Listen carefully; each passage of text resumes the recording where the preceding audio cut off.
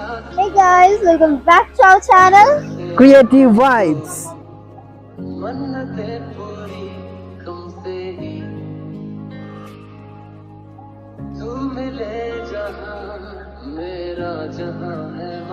നമ്മളൊക്കെ പുറത്ത്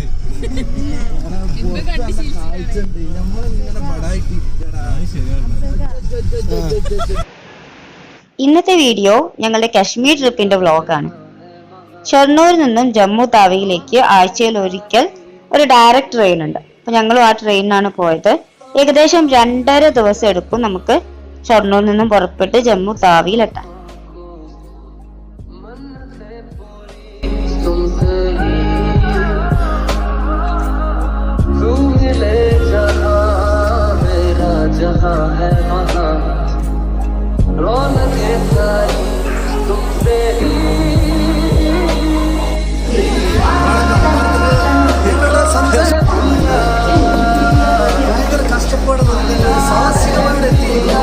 എന്തൊരു പൊടിക്കള്ള പരിപാടി ഒരിക്കലും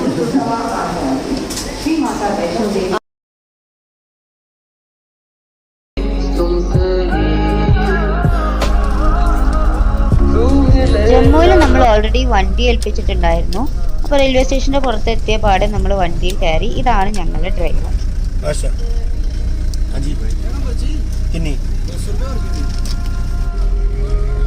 कुत्ते तो कुछ हैं बस में सवारी लोड करिए निकला मैं तेरा फोन बिजी अब क्या करा चुकी ले सवारी ഡ്രൈവറെ കുറിച്ച് പറയുകയാണെങ്കിൽ ആളൊരു രസികനാണ്. ആളുടെ പേര് ശ്യാംലാൽ എന്നാണ്. പുറത്തുള്ള എല്ലാ ആളുകളോടും സംസാരിച്ച്, അതുപോലെ തന്നെ എതിരൊരു വണ്ടി വരികയാണെങ്കിൽ അതിൽ ഡ്രൈവറോട് കയ്യും കാലൊക്കെ കാണിച്ച് സംസാരിച്ചുകൊണ്ടിരിക്കുകയായിരുന്നു അദ്ദേഹത്തിന്റെ വിനോദം. വളരെ അഡ്വഞ്ചറസ് ആയിട്ടൊരു റൈഡായിരുന്നു ആ വണ്ടിയിൽ. നല്ല ബ്ലോക്കുള്ള സ്ഥലങ്ങളുണ്ട്. അപ്പൊ അതിലൂടെ എല്ലാം വളരെ വിദഗ്ധമായി അദ്ദേഹം വണ്ടി എടുത്ത് ഞങ്ങള് സമയത്ത് തന്നെ എല്ലായിടത്തും എത്തിച്ചിട്ടുണ്ട്. ജമ്മുവിൽ നിന്ന് പഹൽഗാമിലേക്ക് ഏകദേശം ഒരു 7-8 മണിക്കൂറിന്റെ യാത്രയുണ്ട്. പിന്നെ റോഡിലെ ബ്ലോക്ക് അനുസരിച്ചിരിക്കും.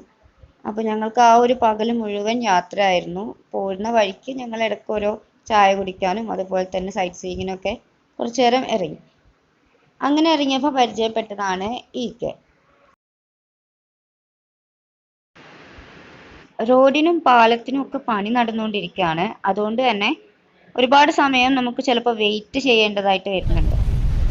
ബ്ലോക്ക് കാരണം നിർത്തിയിട്ടിരിക്കുന്ന വണ്ടികളാണ് നമുക്ക് ഈ സൈഡിൽ കാണാൻ പറ്റുന്നത്. കിലോമീറ്ററുകളോളം ദൂരം ഈ വണ്ടികൾ ഇങ്ങനെ നിർത്തിയിട്ടിരിക്കുന്നത് കാണാം.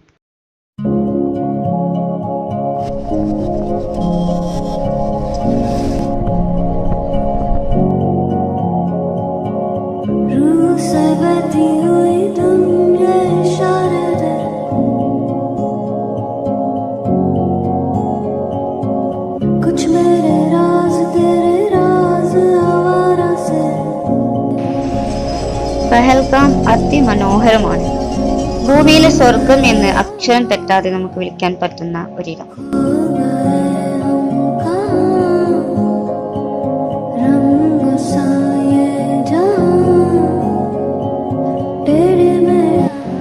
ഞങ്ങളവിടെ എത്തിയപ്പോഴേക്കും ഏകദേശം നേരെ ഇരുട്ടി തുടങ്ങിയിട്ടുണ്ട്.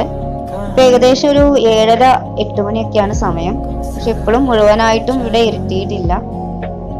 ഇനി എന്തായാലും നാളെ മാത്രമേ ഞങ്ങൾക്ക് സ്ഥലങ്ങളെല്ലാം കാണാൻ കഴിയുള്ളൂ. ഇനി റൂമിൽ ചെന്ന് വിശ്രമിക്കുക.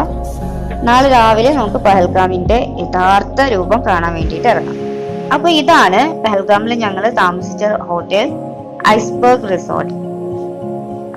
ഈ ഹോട്ടൽ ഞാൻ അധികം ആർക്കും സജസ്റ്റ് ചെയ്യില്ല. കാരണം അത്ര നല്ല ഫെസിലിറ്റീസ് ഒന്നും അല്ല ഇവിടെ ഉള്ളത്. ഒരു മീഡിയം ഹോട്ടൽ. ഇവിടുത്തെ ഒരു പ്രത്യേകതയാണ് ഈ പോണി റൈഡിങ്. അതുപോലെ തന്നെ ഈ പഹൽഗാം അറിയപ്പെടുന്നത് ആട്ടിടയന്മാരുടെ താഴ്വര എന്നാണ്. നമുക്കിതുപോലെ ഒരുപാട് ആടുകളെയും ആട്ടിടയന്മാരെയും അതുപോലെ തന്നെ കുന്നിൻ ചെരുവുകളും പുഴയും അരുവിയും എല്ലാം കാണാൻ കഴിയും.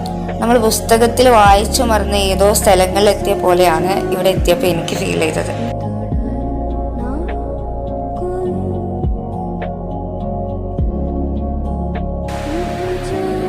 നമുക്കിവിടെ ആപ്പിൾ തോട്ടങ്ങൾ കാണാൻ സാധിക്കും. പക്ഷേ ഇപ്പൊ ആപ്പിളിന്റെ സീസൺ അല്ലാത്തത് കൊണ്ട് തന്നെ അധികം ആപ്പിളൊന്നും അവിടെ ഇല്ലായിരുന്നു. ഞങ്ങൾ വെക്കേഷൻ ടൈമിലാണ് കാശ്മീർ പോയത്, അതായത് ഏപ്രിൽ മെയ് മാസം. കാശ്മീർ പോകാൻ ഏറ്റവും അനുയോജ്യമായ 3 സമയങ്ങളാണ്. ഒന്ന് ഡിസംബർ മാസം, ഡിസംബർ ജാനുവരി ആ ടൈമിലൊക്കെ എന്ന് പറഞ്ഞാൽ നല്ല മഞ്ഞുള്ള ടൈമാവും. മഞ്ഞ് കാണണം എന്നുള്ളവർക്ക് ആ ടൈമാണ് ഏറ്റവും ബെസ്റ്റ്. പക്ഷെ അത് മഞ്ഞ് മാത്രമായി പോകും. ആ സമയത്ത് പോയാൽ വേറെ കാഴ്ചകളൊന്നും നമുക്ക് കാണാൻ സാധിക്കില്ല. പിന്നെ നമുക്ക് പോകാൻ പറ്റുന്നത് ഏപ്രിൽ മെയ് മാസങ്ങളിലാണ്. ഈ സമയത്ത് പോയാൽ നമുക്ക് കുറച്ചൊക്കെ മഞ്ഞ് കാണാൻ പറ്റും. അതിൻ്റെ കൂടെ തന്നെ നല്ല മനോഹരമായിട്ടുള്ള ഫ്ലവേഴ്സിൻ്റെ സീസണാണ്. അപ്പോൾ അത്യാവശ്യം നല്ലൊരു ക്ലൈമറ്റൊക്കെ ഉള്ള ടൈമാണ് ഈ ഏപ്രിൽ മെയ് മാസം. പിന്നെ നമുക്ക് പോകാവുന്നത് ഒക്ടോബർ സെപ്റ്റംബർ മാസങ്ങളിലാണ്. ഇത് ആപ്പിളിൻ്റെ സീസണാണ്. അപ്പോൾ ആപ്പിൾ ഒരുപാട് ഉണ്ടാവുന്ന ടൈമാണ് ഈ ഒക്ടോബർ സെപ്റ്റംബർ. അപ്പോൾ നമുക്ക് 3 സമയത്തും പോകാം. 3 സമയത്തും കാശ്മീർ 3 വിധമാണ് കാണാൻ പറ്റുന്നത്. പഹൽഗാമിൽ നമുക്ക് ഒരുപാട് താഴ്വരകൾ കാണാനുണ്ട്. ഒരുപാട് അതിമനോഹരമായിട്ട് നല്ല ഭംഗിയുള്ള സ്ഥലങ്ങളാണ്. അരുവാലി, ബൈതാബ് വാലി, ചന്ദൻ വാലി, ഇങ്ങനെ ഒരുപാട് സ്ഥലങ്ങളുണ്ട് ഇവിടെ കാണാൻ. അതുപോലെ തന്നെ മിനി സ്വിറ്റ്സർലാൻഡ് എന്നറിയപ്പെടുന്നതും ഇവിടെ തന്നെയാണ്.